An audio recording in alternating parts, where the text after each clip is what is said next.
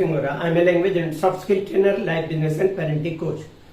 English breakfast with Ashraf में आज हम टाइम पार्ट 1 में उन वाक्यों का अध्ययन करेंगे जिसमें time, day, date, month, year आदि का जिनसे बोध होता है। इन वाक्यों में सब्जेक्ट एक समय सूचक नाउन होता है और वर्ब है या था अर्थात होना होता है। ऐसे अंग्रेजी वाक्य इट से शुरू होते हैं और इस इट का कोई अर्थ नहीं होता। इसे एंटिसिपेटरी इट, इंट्रोडक्टरी इट या डमी इट कहते हैं। इनकी बनावट देखें। फॉर्मूले से पहले मैं आपको समझा दूं, उसके बाद मैं आगे स्क्रीन पर शो करूंगा। इनका फॉर्मूला देखिएगा, इट इज या इट वाज प्लस नाउन जो कि टाइम, डे, डेट, मंथ या ईयर ये बताता है। देखिए, इट इज या was plus noun, time, day, date, month, year etcetera. जब अंग्रेजी में इट तथा हिंदी में समय सूचक नाउन सब्जेक्ट का काम करते हैं, मतलब इंग्लिश में जो सब्जेक्ट होगा इट होगा और हिंदी में सब्जेक्ट जो होगा समय सूचक नाउन होगा। अंग्रेजी में समय सूचक नाउन जो होते हैं वो कंप्लीमेंट होते हैं। कंप्लीमेंट मतलब पूरक। इनका प्रयोग इज और वाज के बाद में होता है। ध्यान ये रखें कि अंग्रेजी के वाक्यों में जो समय सूचक नाउन जो कि सब्जेक्ट का कार्य करते हैं और इट का इस्तेमाल नहीं होता अंग्रेजी में। देखिएगा इसके एग्जांपल से, ऐसे वाक्यों में टू और फॉर का इस्तेमाल होता है। इसको हम एग्जांपल से अभी देखेंगे तो और क्लियर बात पता चलेगी। ऐसे वाक्यों में टू का अर्थ होता है कम और पास्ट का अर्थ होता है बजकर। कम या बाकी जैसा हम बोलते हैं और पास्ट का अर्थ होता है बजकर। अमेरिकन इंग्लिश में टू की जगह पर मतलब पास्ट की जगह पर आफ्टर और टू की जगह पर ऑफ है, टिल है या बिफोर है, इसका इस्तेमाल होता है। घड़ी में जब कांटा 12 से 6 तक जाए, मैं इसको घड़ी से शो करूं, घड़ी में कांटा जब 12 से 6 तक जाता है तब इसको पास्ट कहते हैं और 6 से लेकर के 12 तक जाएगा तो टू का इस्तेमाल करेंगे। ये भी याद रखें कि 5 और 5 के मल्टीपल्स 5, 10, 15, 20 ये जो होते हैं तब आपको मिनट या मिनट्स कहने की जरूरत नहीं होती, ना लिखने की जरूरत है। लेकिन 5 और 5 के मल्टीपल्स का इस्तेमाल नहीं होता, मतलब 5 मिनट, 10 मिनट, 15 मिनट, 20 मिनट, ऐसा ना होकर के 12 मिनट, 14 मिनट, 16 मिनट, 17 मिनट ऐसा कुछ हो तो मिनट या मिनट्स का इस्तेमाल होता है। एक बात और, ओ क्लॉक का मतलब होता है ऑफ द क्लॉक।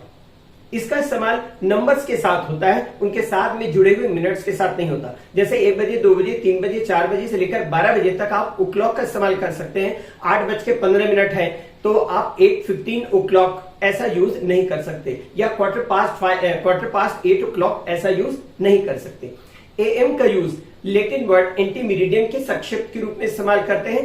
रात को 12 बजे से दोपहर को 12 बजे तक एएम का इस्तेमाल होता है। दोपहर को 12 बजे से रात को 12 बजे तक पीएम का इस्तेमाल होता है। लेकिन सामान्यतः स्पोकन इंग्लिश में एएम पीएम कहने की बजाय 10:30 इन द मॉर्निंग और 10:30 एट नाइट आदि का प्रयोग होता है। आगे इसमें एग्जांपल से समझेंगे।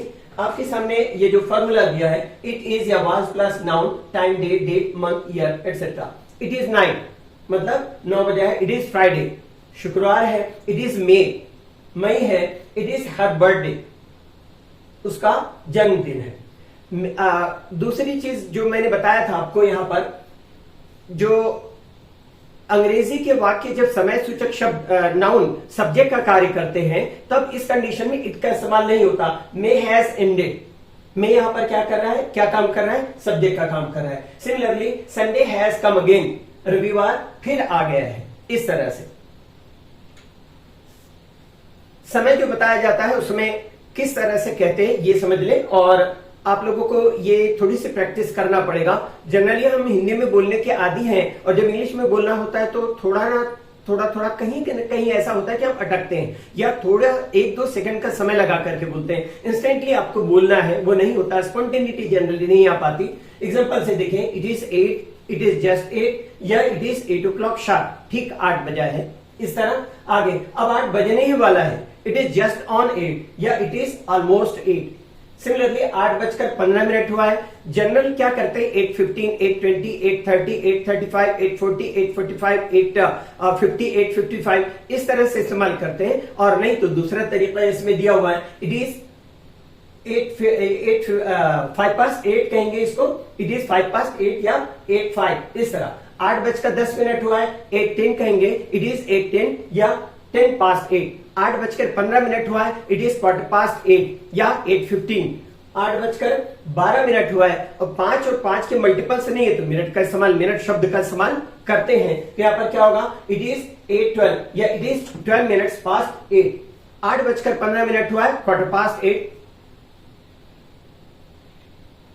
8:30 बजा है, इट इज 8:30 भी कहेंगे, इट इज 8:30 भी कहते हैं, इसको दोनों तरह से कह सकते हैं।